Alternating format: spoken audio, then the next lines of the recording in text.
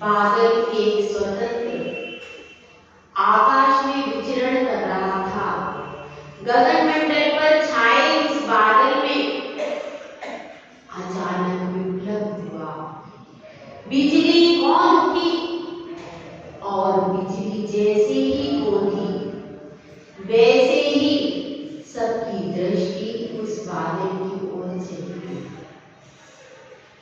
जहां पर एक होता है वहां पर स्वतंत्रता होती है, कोई विप्लव नहीं होता।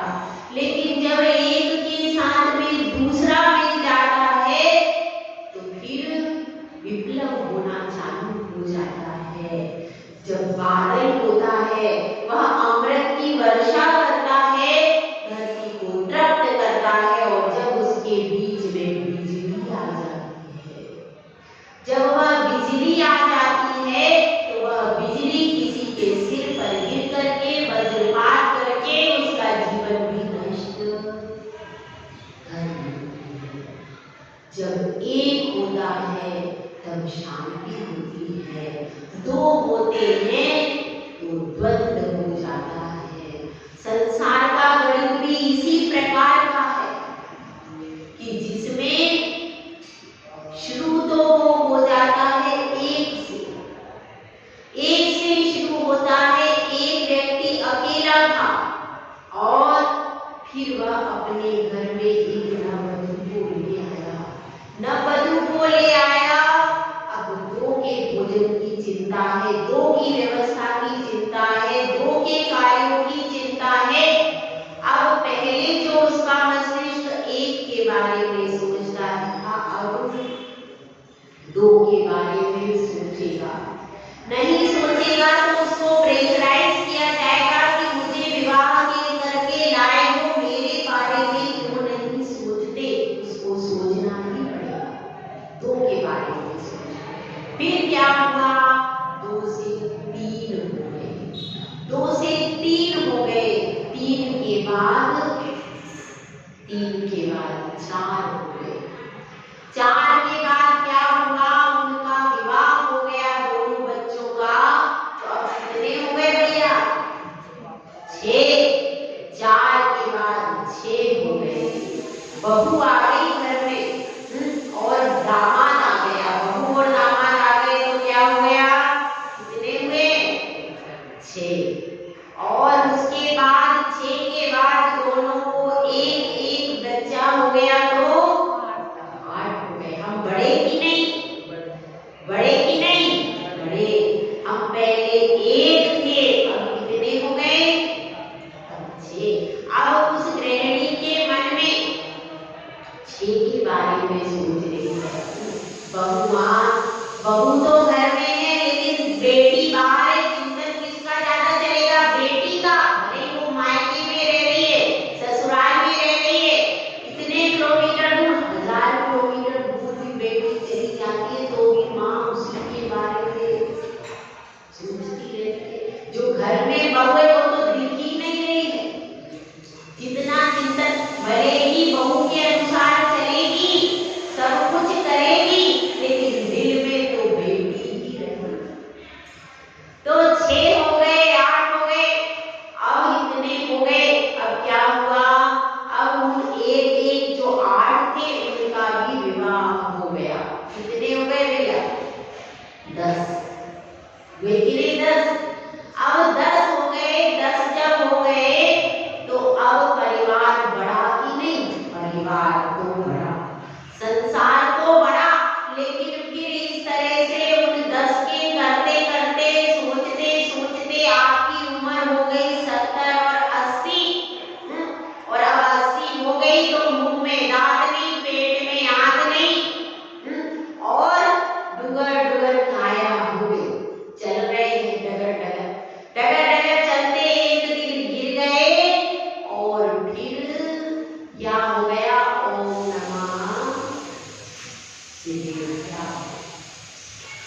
क्या हुआ फिर क्या हुआ, उन्होंने 10 के 10 आ गए भैया, 9 थे, अपन मिलके 10 थे, 9 के 9 आ गए, हमको उठा करके बाहर निकाल दिया। और फिर अंत में क्या हो गया, जाएगा जब जहां से कोई न साथ होगा, जाएगा जब जहां से कोई न साथ होगा, 2 गज कफन का टुकड़ा तेरा लिबास होगा, 2 गज कफन का टुकड़ा तेरा लिबास होगा। इस तरह की स्थिति बनी। अंत में कफन पहना, कफन भी निकाल लेता है कौन, आएगा एक साहिल ले जाएगा कफन को, कफन को भी ले जाया जाता है। और वो जो एक लेके आए थे शरीर को, वह शरीर भी धू करके जला दिया गया। बचा क्या, मुट्ठी भर राख। क्या बचा, मुट्ठी भर राख। जो एक लेके आए थे शरीर को, वो शरीर भी स्वाहा। और हाथ में क्या है, कुछ भी नहीं रहा। यह है संसार का सच। इस संसार के सच को अनादिकाल से आप देख रहे हैं। एक से सफर शुरू होता है, एक शरीर से यह सफर शुरू होता है और अंत में शून्य पर जाकर के होता है। इसीलिए यह संसार का गणित मुझे आज तक समझ में नहीं आया। ऐसा कैसा गणित, 1 से 10 हुए और 10 से 0 पर आ गया, है कि नहीं ऐसा ही। 1 से 10 हो जाएंगे, 20 हो जाएंगे, 25 हो जाएंगे, लेकिन अंत में 0 हो जाता है। तो इसलिए ये गणित मेरे समझ में नहीं आया। कोई अच्छा कॉमर्स का स्टूडेंट हो तो समझा देवे कि ये 10 25 होने के बाद 0 कैसे होता है। यह संसार का गणित है और इस संसार के गणित को अपने को विचार करना है। आचार्य परमेष्ठी इसी संसार के गणित को विचार करते हुए कहां पर आकर बैठ गए, संसार को छोड़ करके, संन्यास को धारण करके और ज्ञान तप रूपी आसन पर बैठ गए हैं आचार्य परमेष्ठी, जिनके इष्टोपदेश ग्रंथ को अपन सब पढ़ रहे हैं। तो उस बादल को, ये विघटन को देख करके किसी को वैराग्य हो जाता है, बिजली के चमकने को देख करके किसी को वैराग्य हो जाता है। ऐसे महापुरुष हैं और उन्हीं महापुरुषों में महान पुरुष होते हैं पंच परमेष्ठी।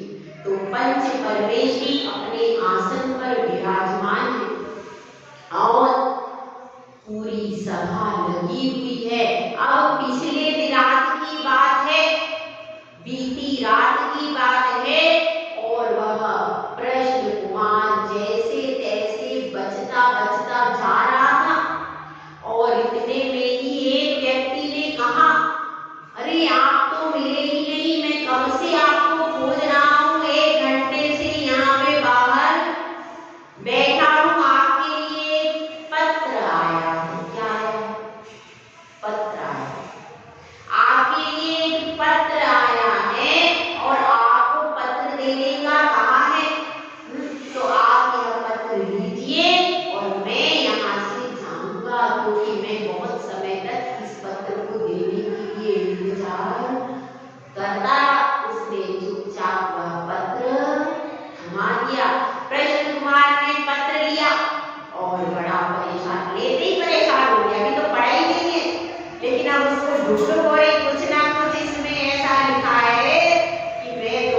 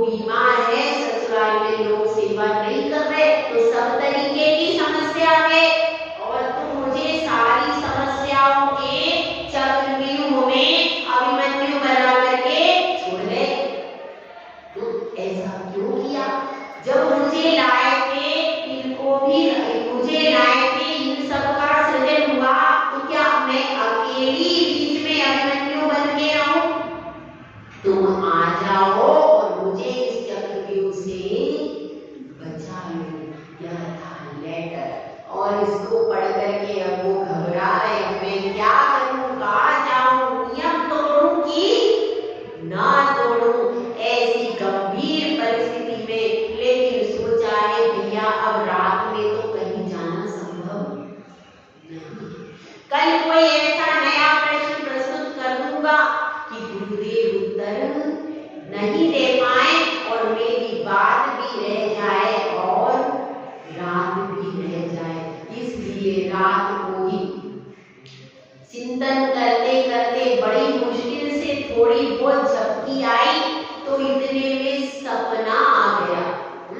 सपने में आया और कि परिवार में पत्नी बेटी रो रही है और बहू बेटे लड़ रहे। यह सब सपने के अंदर आ गया और ज्यादा दुखी हुए। फिर सुबह सपना जल्दी ही नींद टूट गई और बैठे कि भैया कल क्या करेंगे, कल क्या करेंगे, कल कौन सा प्रश्न गुरु से पूछेंगे। ऐसा विचार करते करते बैठे और फिर सुबह अपना लेकर के पोथी पन्ना गुरुदेव के पास में आ गए हैं। प्रश्न कुमार आ गए हैं अपने आसन पर। चेहरे से तो ये दिखा रहे हैं कि कुछ भी नहीं है और अत्यंत विरक्त मुद्रा में एकदम माध्यस्थ भाव को सबके प्रति ग्रहण करते हुए और गुरु के प्रति भक्ति का अलौकिक सागर हृदय में लेकर के उस सागर के कमल पत्र जैसा अपने मुख को बना करके गुरु के सामने प्रस्तुत हो गए हैं कि हे गुरुदेव, अब मेरे प्रश्न का समाधान कर दीजिए। गुरुदेव पूछते हैं, हे भव्य जी कहो, कहो तुम्हारा क्या प्रश्न है। और प्रश्न कुमार प्रश्न प्रस्तुत करता है। गुरुदेव, इस संसार का सृजन कैसे हुआ है, इस संसार को देख करके मुझे भय उत्पन्न हो रहा है। मेरा हृदय डबल डबल क्या कर रहा है, धड़क रहा है। बड़ा मैं घबरा गया हूँ इस संसार से। हे प्रभु ये बताइए इस संसार का सृजन कैसे हुआ है। कोई कहता है कि इसका सृजन ब्रह्मा ने किया है, कोई कहता है कि इसका सृजन किसी अल्लाह ने किया है, कोई कुछ कहता है, कोई कुछ कहता है। मुझे कुछ समझ में नहीं आता है। कौन है इसका विधाता, कौन है इसका रचने वाला, ये बता दीजिए, ये बता दीजिए मेरे गुरुदेव। और जब प्रश्न कुमार प्रश्न को प्रस्तुत कर देता है तो गुरुदेव अपनी उसी मंत्रस्मृति के सामने उत्तर देते हैं। सुनो, मैं तुम्हें इस संसार के सृजनहार की कथा सुनाता हूँ। एक श्लोक का स्मरण करते हैं। राग द्वेष द्वयी दीर्घ नेत्राकर्षण कर्मणा अज्ञानात् सुचिरञ्जीवः संसारार्थो भ्रमत्यसु। गुरुदेव कह रहे हैं इसमें राग द्वेष द्वयी दीर्घ नेत्राकर्षण कर्मणा। राग और द्वेष ये दो हैं। कैसे हैं? नेत्राकर्षण कर्मणा, जो कि रस्सी होती है। किसकी रस्सी? एक मथानी है, मथानी देखी किसी ने, और मटकी भी देखी है, ठीक है। तो इसमें गुरुदेव यही बता रहे हैं, राग द्वेष द्वयी दीर्घ नेत्राकर्षण कर्मणा। दो रस्सियां होती थी मथानी, देखी आपने। मटकी जो बह रही है वो किसका प्रतीक है? वो मटकी, वह मटकी संसार का प्रतीक है। और उस मटकी के अंदर दो रस्सियां होती हैं और एक डंडी होती है, बीच में मथानी। उस मथानी से लिपटी हुई दो रस्सियां होती है, देखिए सबने, आप लोगों ने तो सबने देखी है, मथा भी होगा मथानी। तो अब उस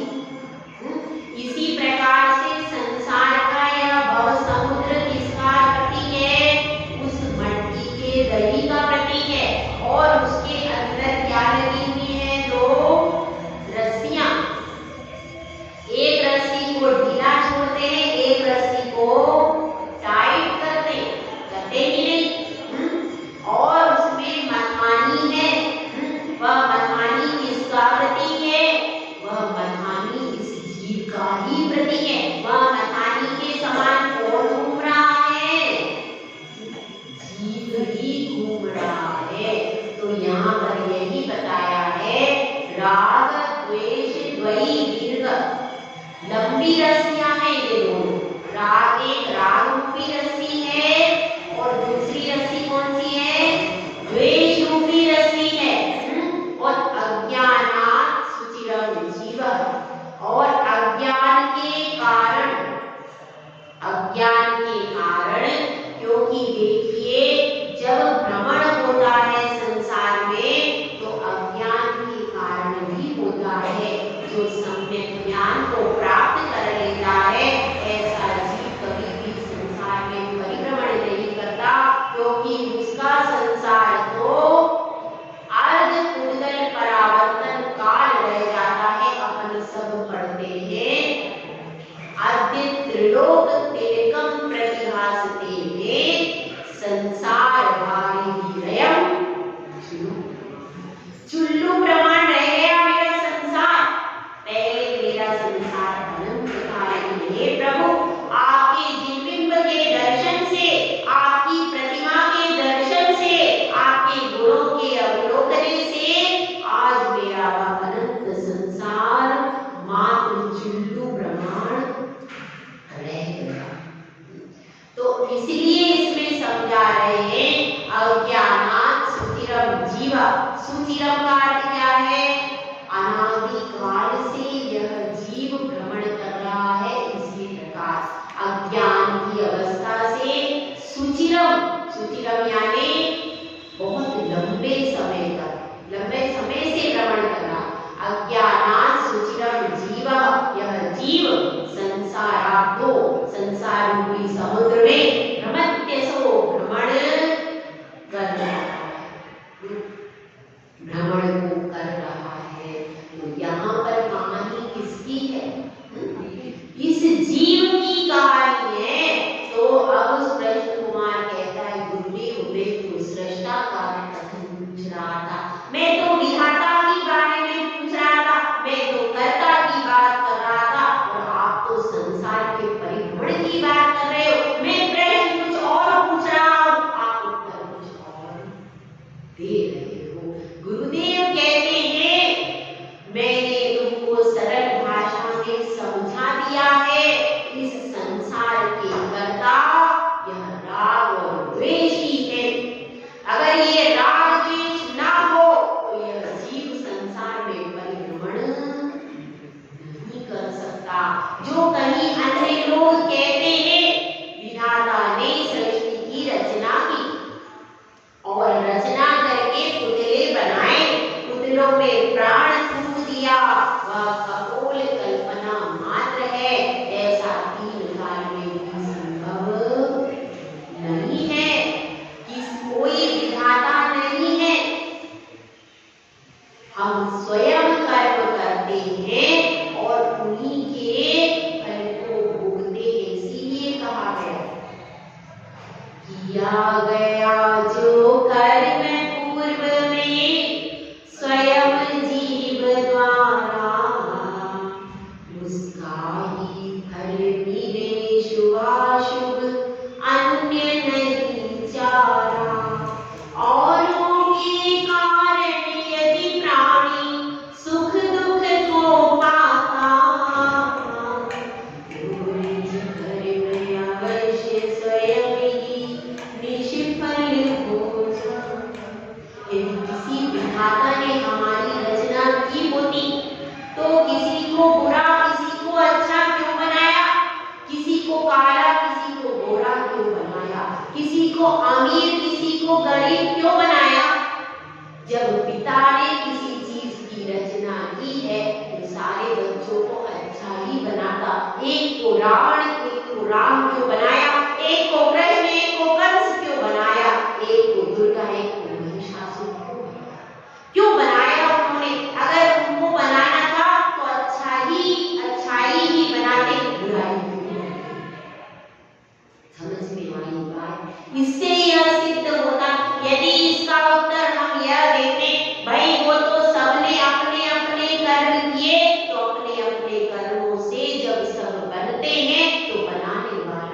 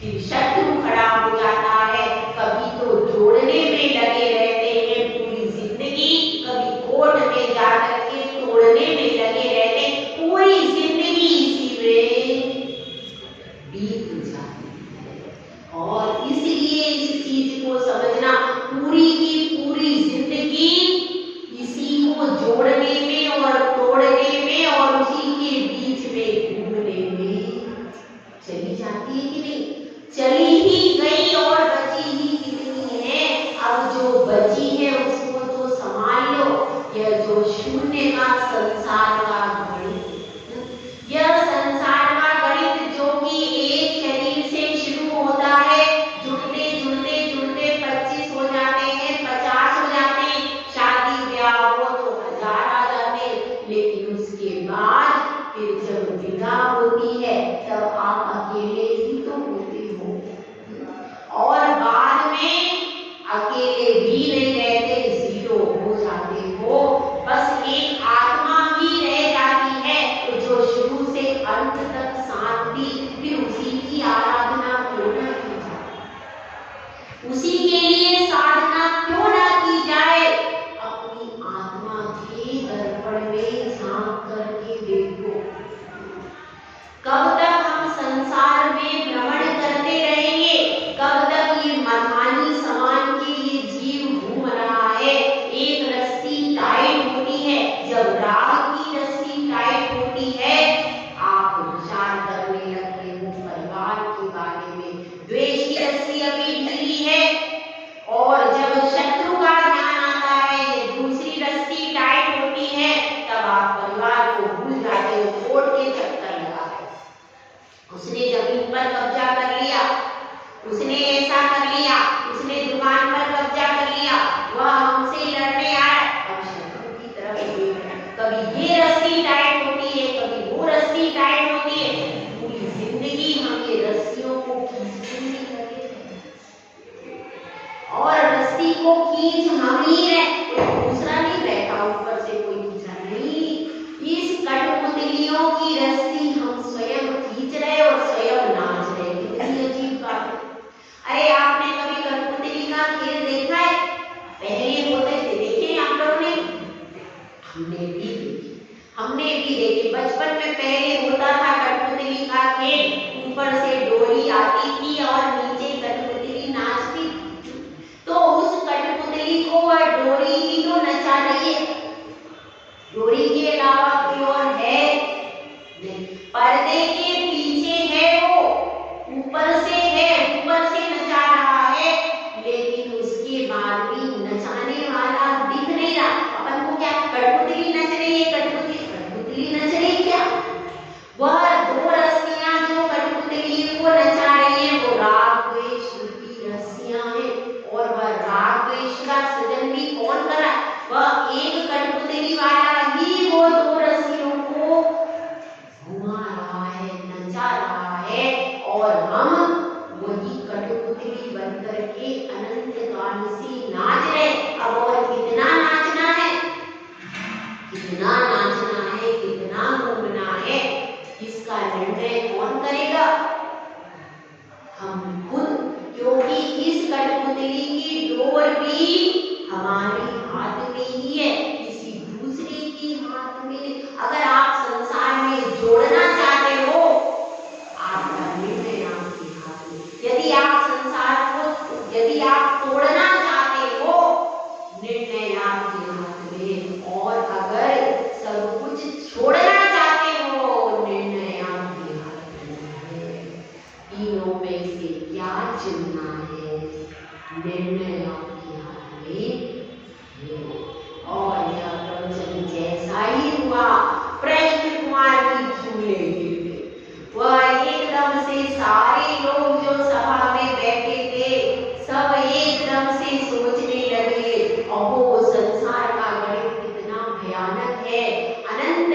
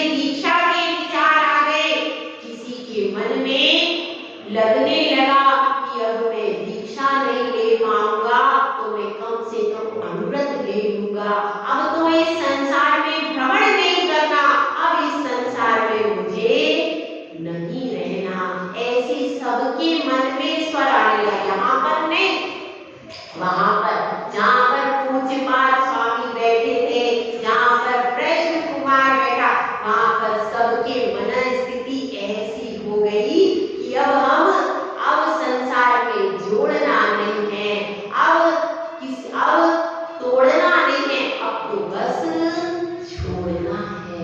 ऐसी परिणति जब अंतरंग से होती है तो यह जीव त्याग की ओर अग्रसर होता है, और ऐसे ही त्याग के परिणाम उस प्रश्न कुमार के मन को झिझोड़ने लगे। अंदर से मन कह रहा है, जेब में पत्र रखा है, और अंदर से मन कह रहा है कि उठो प्रश्न कुमार, अब अपनी आत्मा की तरफ एक बार देख लो।